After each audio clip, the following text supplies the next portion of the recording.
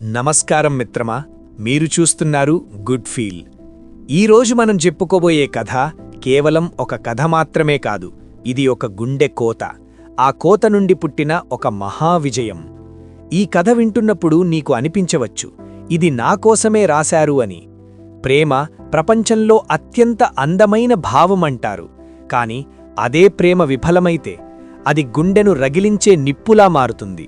ఈరోజు చాలామంది యువత తమ జీవితాలను ఒకే ఒక వ్యక్తి కోసం నాశనం చేసుకుంటున్నారు. తనను నమ్మించి వదిలేశారని, మోసం చేశారని ప్రాణాలు తీసుకుంటున్నారు.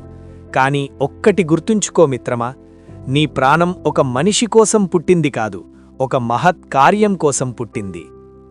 ఇది కార్తీక్ అనే ఒక సామాన్య యువకుడి కథ. కార్తీక్ ఒక అమ్మాయిని తన ప్రాణం కంటే ఎక్కువగా ప్రేమించాడు.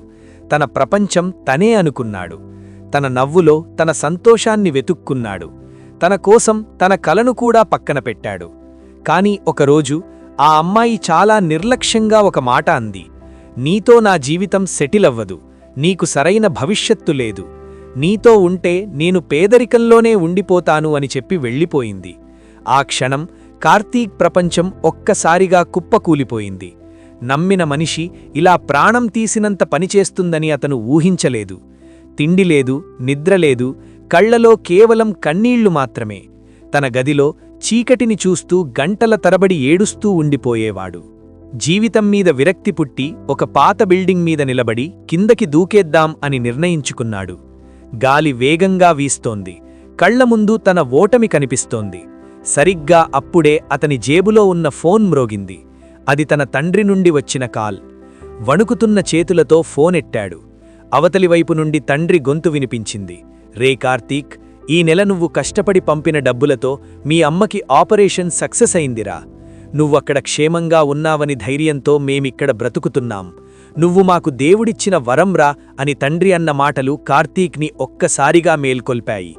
తన విలువ కేవలం ఒక లవ్ ఫెయిల్యూర్ కాదు, తన తల్లిదండ్రుల ఊపిరి అని తెలుసుకున్నాడు.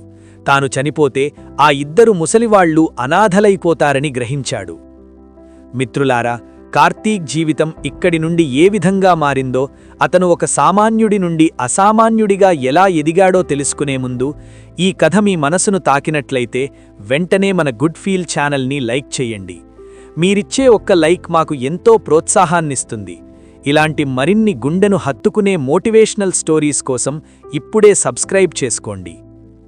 కార్తీక్ తన కన్నీళ్లను తుడుచుకున్నాడు. బిల్డింగ్ పైనుండి కిందకు దిగాడు. ఆ రోజు రాత్రి అతను ఒక శపథం చేశాడు. నన్ను వదిలేసిన వాళ్లు బాధపడేలా కాదు, వాళ్లు గర్వపడేలా ఎదగాలి అని నిర్ణయించుకున్నాడు. తనలోని బాధని, కోపాన్ని రంగులుగా మార్చి పెయింటింగ్ వేయడం మొదలుపెట్టాడు. తన గదిని ఒక యుద్ధక్షేత్రంగా మార్చుకున్నాడు. పగలు ఆఫీసులో పనిచేస్తూ రాత్రంతా కంటికి కునుకు లేకుండా బొమ్మలు గీసేవాడు. తన గది గోడ మీద ప్రగతి బోల్డ్ ఫాంట్లో ఒక మాట రాసుకున్నాడు. ఓడిపోవడం అంటే కింద పడడం కాదు, పడిపోయి లేవకపోవడం. ఎన్నో అవమానాలు, ఎంతోమంది వెటకారాలు, వీడికి పిచ్చిపట్టింది అని స్నేహితులు నవ్వుకున్నా అతను ఆగలేదు. అతని కుంచెనుండి వచ్చే ప్రతి చుక్కలోనూ ఒక ఆవేదన ఉండేది. ఆ ఆవేదనే ఒక అద్భుతమైన కళగా మారింది. కొన్నేళ్ల తర్వాత కార్తీక్ గీసిన పెయింటింగ్స్ ప్రపంచవ్యాప్తంగా గుర్తింపు పొందాయి. అతను ఒక గొప్ప ఇంటర్నేషనల్ ఆర్టిస్ట్ అయ్యాడు. ఒక పెద్ద ఆర్ట్ గ్యాలరీలో తనని వదిలేసిన అమ్మాయే ఇప్పుడు అతని సక్సెస్ చూసి ఆశ్చర్యపోయింది. ఆమె అతని దగ్గరకు వచ్చి, నన్ను క్షమించు కార్తీక్, నీ విలువ నేను తెలుసుకోలేకపోయాను అని కన్నీళ్లు పెట్టుకుంది. కార్తీక్ ప్రశాంతంగా నవ్వి ఇలా అన్నాడు, నీకు నేను రుణపడి ఉంటాను. నువ్వు ఆ రోజు నన్ను వదిలేయబట్టే ఈరోజు నేను ఎవరో నాకు తెలిసింది. ప్రేమంటే కేవలం ఒక వ్యక్తితో కలిసి ఉండడం కాదు, మనలోని గొప్పతనాన్ని మనం ప్రేమించడం. మిత్రమా, నీకు కూడా చెబుతున్నాను, ప్రేమ ఓడిపోతే జీవితం ముగిసిపోదు. నీ కన్నీళ్లను ఇంకుగా మార్చుకో, నీ బాధను పెన్నుగా మార్చుకో, నీ జీవిత చరిత్రను నువ్వే తిరగరాయి. ఈ వీడియో మీకు నచ్చితే మీ స్నేహితులందరికీ షేర్ చేయండి. మీరిచ్చే ఒక్క లైక్ మరియు సబ్స్క్రైబ్ మా గుడ్ ఫీల్ టీంకి పెద్ద బలాన్నిస్తాయి. మీ జీవితంలో కూడా ఇలాంటి సంఘటనలు జరిగితే కింద కామెంట్ సెక్షన్లో మాతో పంచుకోండి. గుర్తుంచుకో, నీ గెలుపు పిలుపు కోసం ఈ ప్రపంచం ఎదురు చూస్తోంది. స్టే మోటివేటెడ్, మీ గుడ్ ఫీల్.